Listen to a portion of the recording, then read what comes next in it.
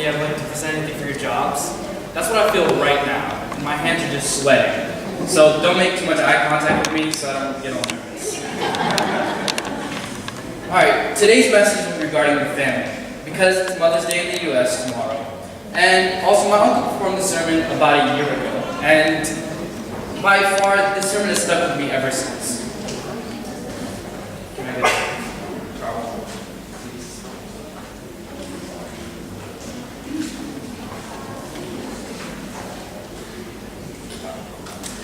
Alright, in sports, there's this concept called Homefield advantage.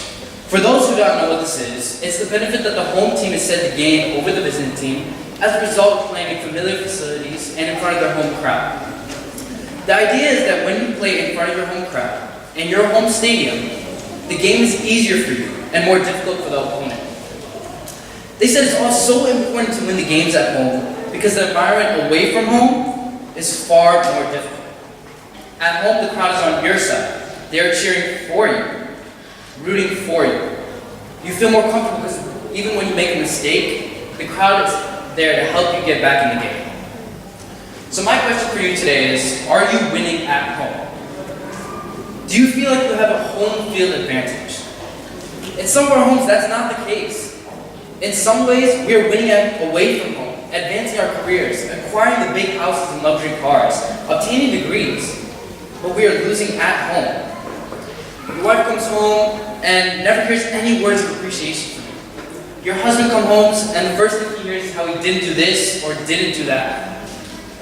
And then your kids, they try to avoid coming home because you won't talk to them, because you just yell at them or you don't listen to them. So they go away from home and get counsel from somebody who will listen to them. Dear church, it is time right now to regain home field advantage. Folks, the family unit was not just meant to be a way of extending your last name, the longevity of your last name, sorry. The family is to be a testimony to the world that God is present. We can talk about going to this community, feeding the homeless, volunteering, spreading the pre-angel message, but at the end of the day, when we look into the church, one cannot help but notice the families it consists of. We must learn to serve our own families if we're going to be effective servants of our community. Let's face it, if people continue to see Christian families acting, behaving, and treating others like families without Jesus, why would they want to hear our message? Clearly, He hasn't made a difference in your life. I only have a few minutes with you today, so this will not be exhausting. But I want to spur within your hearts the urgency and the importance of a family. In and of itself is a testimony God wishes to use to serve and witness to the world. Some of you may not have a family. You have us. Some of you may be young and be thinking, oh, I'm not married yet. I don't have kids such as myself. Maybe you're a young couple and may have a family in the future. But I want you to hear what God has to say about families. Because the God we serve takes families extremely seriously. So today I have 1 point to kids, 1 point to parents, 2 points to spouses, 1 point to women, mothers, and 2 points to fathers and husbands. To kids, commandment number 5, respect and honor your father and mother. Now honestly, that's a big sentence to take for a kid like me. I don't abide by it, which is sad to say. I mean, sometimes. I don't abide by it sometimes, which is sad to say. One person I can recall from the Bible was the story of Moses, found in Exodus 2, if you like to turn. He was only with his birth mother for a short amount of his young life. He was put in a basket on a river and floated right into the arms of an Egyptian princess. All around him was people and statues that did not serve the living God. But time after time, his faith was challenged. But he stayed faithful and loyal, not only to the true God, but to his birth mother. And to me, that is a perfect example of how kids like us should be listening and remembering what our parents say. In this day and age, we have so many distractions and a bad example, it's not even funny. We sometimes fade away from the things that are right. We sometimes believe social media over our parents' word. At this point in time, I feel as if I need to work on this commandment a lot. There's no argument about that. The things our parents say shouldn't be taken lightly. The life lessons me and my father have in our long car rides will probably stay with me for the rest of my life, and will probably help me in the future to make big decisions. So kids, listen to your parents, because you're not only pleasing God, but you're also helping yourself in the long run and ultimately getting yourself one step closer to heaven. Now, one point to parents. Please turn with me to Judges 2, 7 to 10, if you have your Bibles.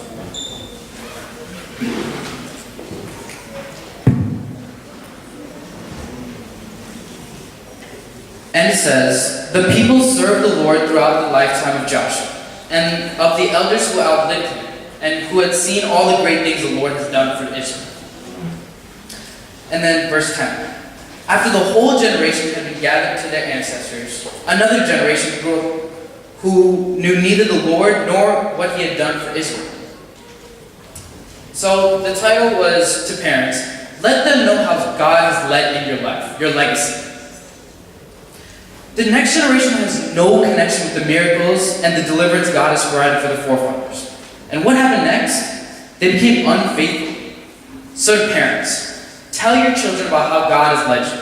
Maybe you're at a successful place now, but tell them from the pit that you started and how God pulled you out. Maybe you came as an immigrant from another country, seeking to make a better life for your family.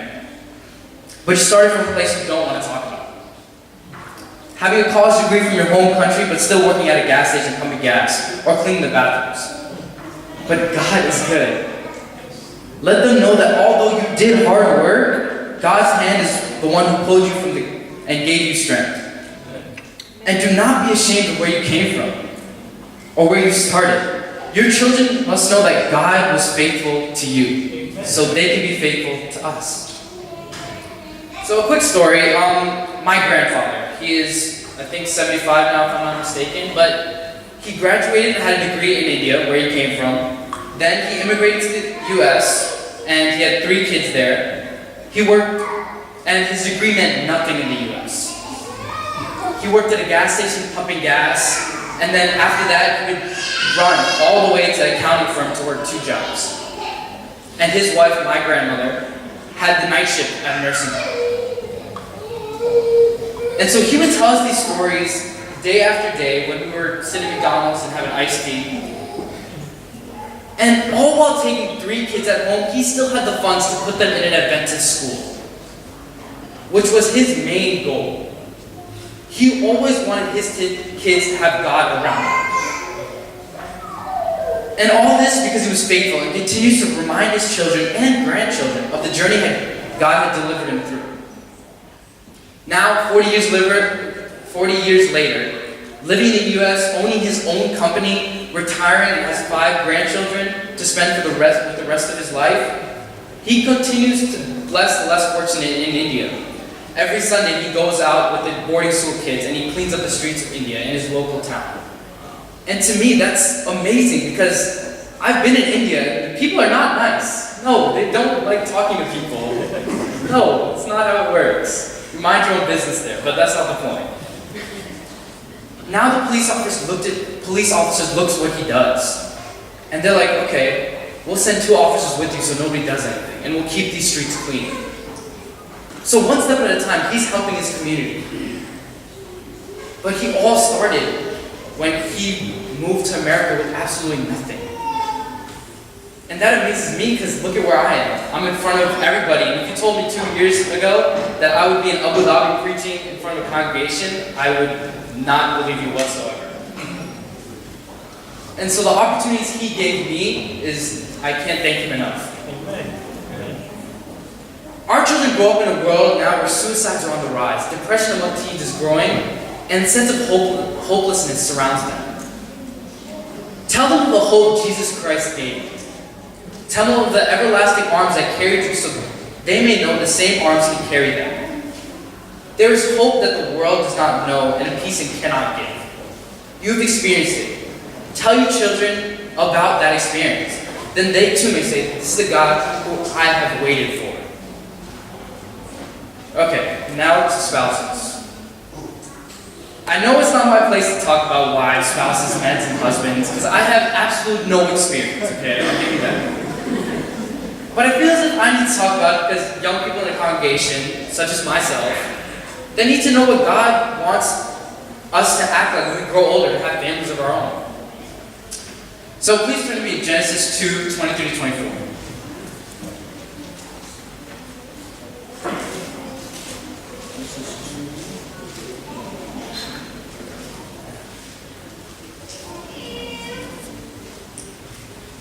Okay, Genesis 2, 23 to 24. The man said, "This is now bone of my bones and flesh of my flesh. She should be called woman, for she was taken out of a man. And that is why a man leaves his father and mother and is reunited to his wife, and they become one flesh." So going from that, marriage is other-centered. Marriage is about making your spouse happy. So when did we get the idea of marriage being about us, about me, about my happiness, about my enjoyment? Marriage is to teach us what it means to serve one another, to put another's desires before my own, to teach us selflessness. Does that sound like anything? Sounds like Christianity. Folks, marriage is not about you. It's about your spouse. Does that mean you may have to miss a football game in order to take her out while the kids are away? Does that mean you have to handle his friends coming over to watch the game of the year? Yes, yes. Husbands, just one time try doing the dishes when she's not expecting it. And let me tell you, if me and my dad sat and did the dishes one day and my mom walked home, she would be like, Jesus is alive. She would be like, there's no way the dishes are done. So do something that will make her happy. You may not enjoy it, but again, it's not about you. And also, second point. Your marriage is to bring both of you closer to God. Yes. You learn what it means to love through marriage, to have a connection unlike any other. Intimacy so deep words cannot express it. And so, my uncle performed this sermon, and the example he gave was, his wife asked him one day, "Why do you love me?" And he was speechless. And he can't say, "Oh, I love you because you're good at cooking." Because what happens when she can't cook anymore? Do you not love her? And so the toxic nature of some marriages is the reason children misbehave or rebel, and don't know how a proper example to be a model after when they find their significant other. As strangers see how you treat one another, as your friends see you complimenting one another, as a new person in church sees you serving together, as your children see you praying together, they will see a marriage that is different because God made all the difference. There are things where you need to connect with one another on a spiritual level. Have worship with just the two of you. Not with the kids. When we put kids in the picture, we forget about our spouse. And let's be honest, it's sometimes true. We think that we put all our energy into kids, that's all that matters. Because your kids are watching. They will do what you do. If you focus on being a better spouse, you'll become a better parent. But when you focus only on being a better parent, you can easily forget about your spouse. Why does that work? For the most part, you both want what is best for your children. When you start putting each other first, you'll be doing what's good for the children together. Use your marriage as a witness for God. And now to women. Mothers are extremely important to children and the family. I can proudly say my mother is a strong point of my family and someone I can talk to openly. And no, I'm not trying to kiss up to my mother because I totally forgot it was Mother's Day tomorrow and I did not buy her a gift. I'm saying this from the bottom of my heart, that all around, being a mother is probably one of the hardest jobs in the entire world. Day after day, mothers put their blood and sweat into everything they do. Keeping up with schedules, thinking on the fly, and all around keeping a smile on the face with all the pressure. It's not easy. And so I asked my mom, what's it like living with 4 boys? Because it's me, my baby brother, this brother, and my dad. And she said, exhausting. And then she also said, emphasis on sometimes, one step away from going to prison. And after that, me and my dad agreed to sleep with one eye open. But she says prayer is her best friend in those times of tribulation.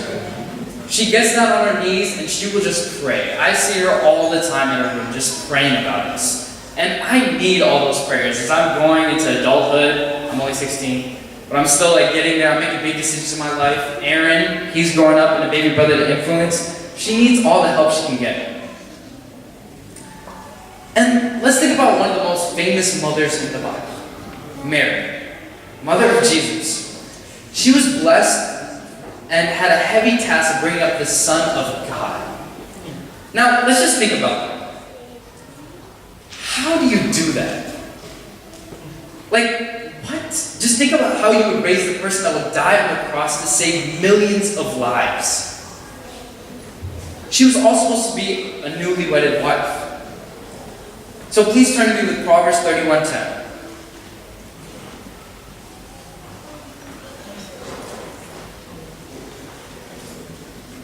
And it states, "A wife as a noble character is described as rubies. Her husband has full confidence in her and only brings good."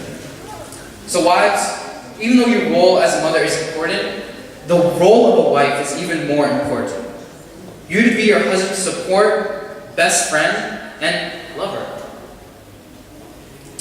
And Proverbs 31:30 also says, "Charm is deceptive and beauty is fleeting, but a woman who fears the Lord is to be praised."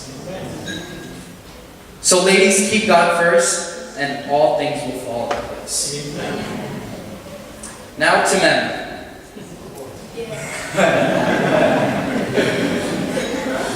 To men. I think this is the way an ideal father/man should be acting toward the family to maintain respect and also lead the way it's supposed to be done. So, please turn to Ephesians 5:25 with me.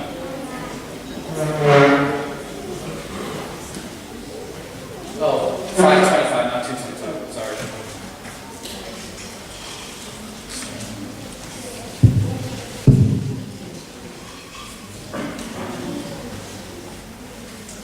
It says, "Husbands, love your wives just as Christ loved the church and gave himself up for it." So to men, you must love her the way Christ loves the church.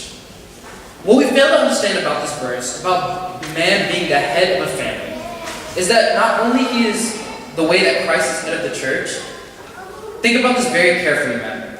Christ died for the church. Gave himself up for the church. As the head, he did not yell or beat or lord over the church. He served. You're to be a servant leader. She is your compatible mate, not your servant. In fact, you, out of all things, serve her. You think that buying her nice gifts and showing your love for her, you think that working long hours so you can get the next best electronics is satisfying the desire to just have a dad who loves them? You think the accumulation of wealth on this earth is going to purchase a ticket to eternity? Let me be straight up with you, it will not. Wake up, husbands and fathers. Life will pass you by and you won't notice your inactions. Your chasing after things in this world just cost you and your family heaven. I know you want to see your wife having the best BMW she always wanted. I know you want to see your kids going to the best schools, but let's think about it. What expense? Look at this. Remember the song, "Oh, Anthony, do you love Jesus?" Oh, yes, I love Jesus. And why? Because he first loved me. You love her and she will love you. You serve her and she will serve you. Christ gives the church power to accomplish its goals. And you must empower your wife to be the woman she can be. Christ lifts up the church when it is fallen. And you must be a shoulder your wife can lean on just to be there when she needs someone. If anyone that walked the earth was the best lover, it was Jesus Christ. No argument. Men, you are called to be the one who loves your wife how Christ loved the church. And now my question is, are you? My second point. You must be the leader as best you can in every way. What does this mean? So, Christ led by example. It's time for you to step up and lead your family closer to Jesus, closer to the kingdom of heaven. Be willing to learn how to love. And if that's not your strong suit, let your children see that old dog can be willing to learn new tricks. You are the head. So you're the head of devotion. You're the leader emotionally. You lead when it comes to forgiveness. You lead when it comes to love. Is this a tall order? Yes, it's not going to be easy. It requires constant daily reliance on God. You must take this task seriously. It has eternal consequences, and it begins with you. So, husbands, fathers, it's going to take much more than promises this time. Only God can change your minds. I'm calling on you specifically to step up and lead. Let's regain the home field advantage. Your family needs you and your church needs you. This world desperately needs you. It is in need of fathers who will be there for the children on their birthdays, at the big baseball game, and praying with them at night, and taking them to church and sitting there with them. This world's wives are in need of husbands who will support them, encourage them, love them, serve them, and be the example of Christ in their lives. Families are a powerful force, one that Satan has been trying to destroy. Let him not win. Let's take back the victory. Today. Now.